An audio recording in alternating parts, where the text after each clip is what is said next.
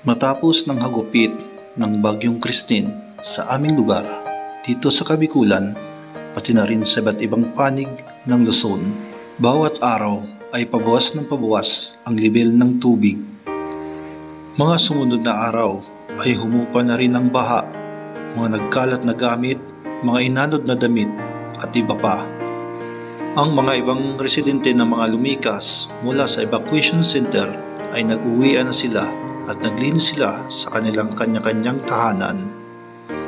Madaming mga nasayang na mga pinagpaguran at naipundar nilang gamit ang inanod sa tubig baha, ngunit hindi pa rin nawawalan ng pag-asa dahil ang gamit ay pwede pang palitan.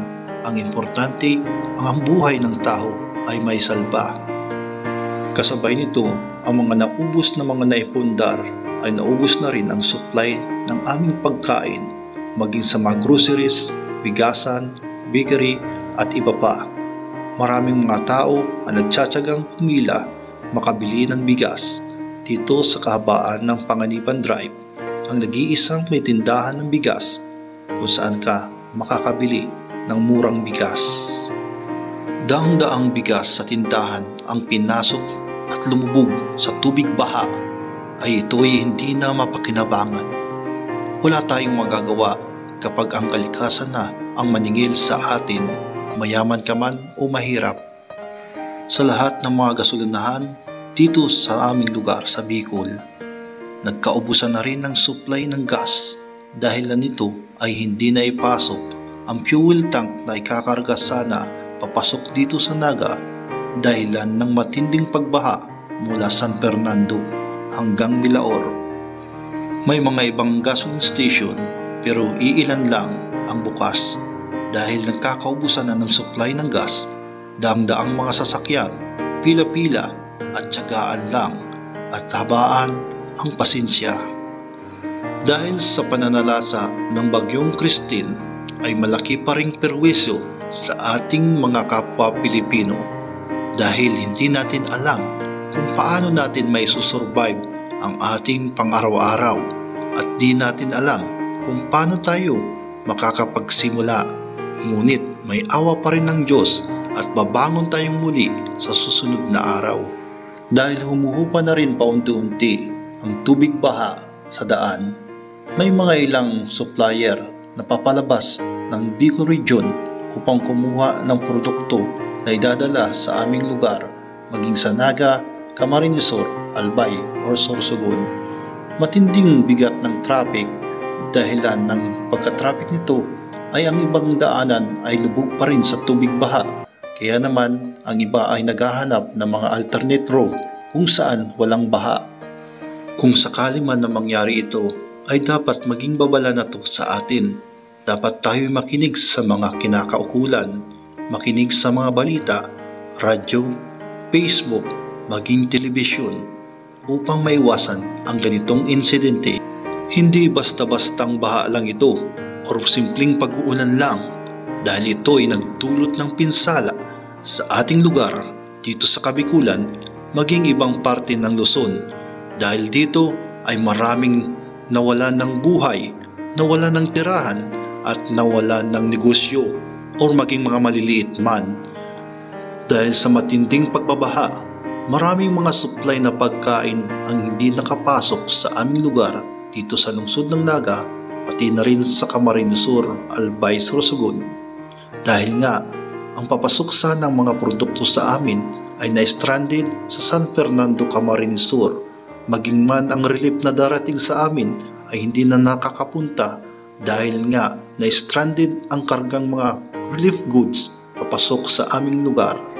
October 29, taong 2024. Ito ang daan papuntang Milaor, Camarines Sur, papasok ng Maynila at Padait. Ating panoorin ang daloy ng mga sasakyan. Yan po, andito tayo sa bayan ng Milaor. So ngayong araw na to ay October 29, 2024. At binuksan na po yung two-way line. Pero Humuhupa na rin yung baha, pero ano pa rin, baha pa rin ngayon dito sa bayan ng Milaor. Traffic lang at yung mga pinapauna, yung mga na-stranded po dati. Ayan po. Pahabaan po ng pasensya kasi maraming mga na-stranded, so nagsisilabasan at pasok po. Halos nagkaubusan na dito ng petrolyo, ng gasolina, kasi nga hindi na nga nakapasok yung supply ng fuel tank. Ayan po, hanggang ano pa po yan, San Fernando yan, hanggang Milaor papuntang Boundary Naga. So kahirapan pa rin po makapasok.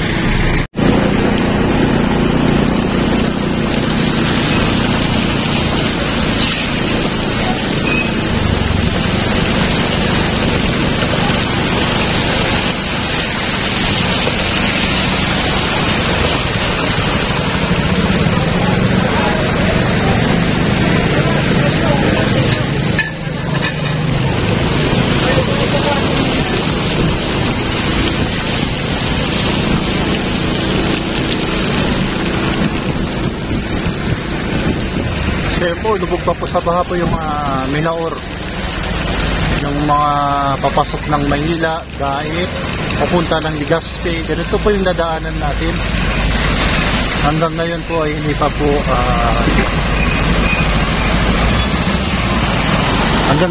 po na humuhupa yung baha dito. Malalim pa rin po dyan sa may part na yan. So yan,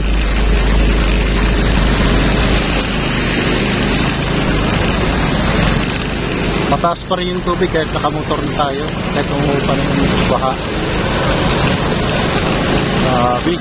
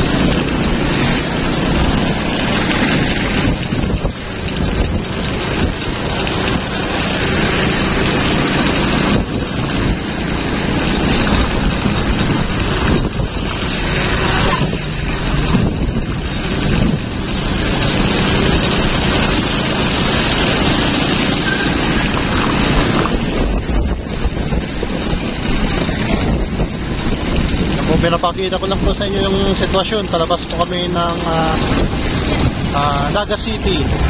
Palabas, hindi po, pasok pala, sorry po.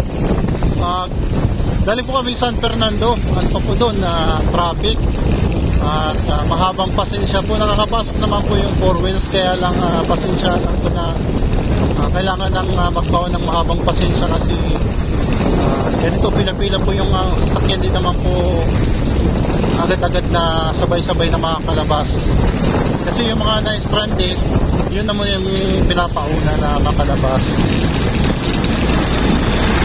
Pero pagdating dito sa Milaor to Boundary to Naga, traffic po yung daanan dito. Traffic po dito. Ayan, papalabas tayo ng Milaor.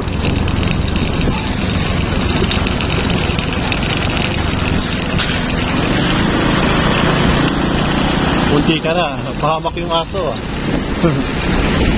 Malapit na po kami palabas po ng Milaor. Ayan po, napakahaba po yung pila at pupunta po sana dito sila Papa Joms. Siwang ko po kung na po dito, nakalusot po si Papa Joms. At mag-ingat po kayong lahat. Mahaba po yung mahaba yung pila ng mga bus sa truck. Mula po Mabulo, Naga hanggang papunta po ng San Fernando. Yung mga papasok po yan ng Dait, Manila, yan po dumadaan.